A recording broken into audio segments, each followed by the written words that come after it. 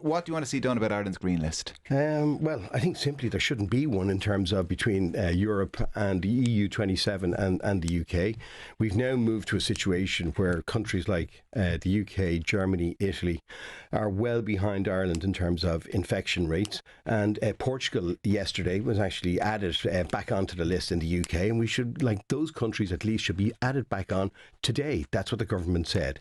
We have a government that had a report of the Aviation Task Force that has been there since the 7th of July. No movement whatsoever on that. We should get, like, our future as as business people and as a country is intrinsically tied to the European Union and the UK. We cannot do something on our own here. We must get tied in with what they're doing in Europe, and we need to do it now. Hey, I know you used the word our business in the broad sense there. What about your own business? How much pressure are you under? Well, in Ireland with the current situation? Yeah, in Ireland in particular. Like, don't forget, like Ryanair and Aer Lingus, for example, make up about well in excess of 95% of the connectivity in and off this island, and we are and that is private infrastructure.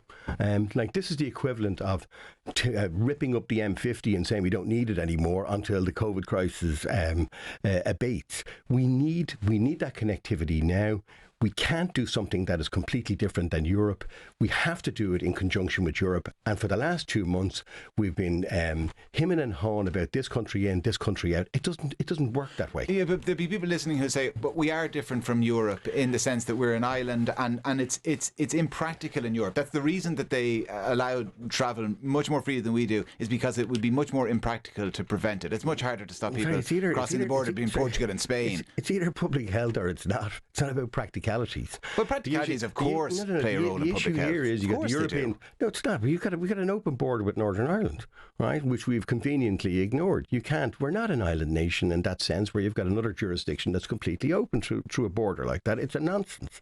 And the sooner we recognise that. But that's a practicality putting up against public health. It's either public health or it's a practicality. You can't have it like the practicality is we're part of the European Union and we should be open for business, and with the proper health control. You're more intelligent than that. Give me a break. You weigh practicalities against public health. It's not. It is not a practicality. We have a border. You either enforce it or you don't. Right? You can't have an ineffective quarantine and say it's all right to come through Northern Ireland, where everybody can land from Brazil, from South America, whatever it is, and make their way through Northern Ireland. It's either public health or it's not. And what we have seen over the last number of months is that hasn't worked, because what we all know about this virus is that when people start to move again, it opens up again and there are clusters. And the answer to that from a public health perspective is isolate and track and trace. And that's what it's about.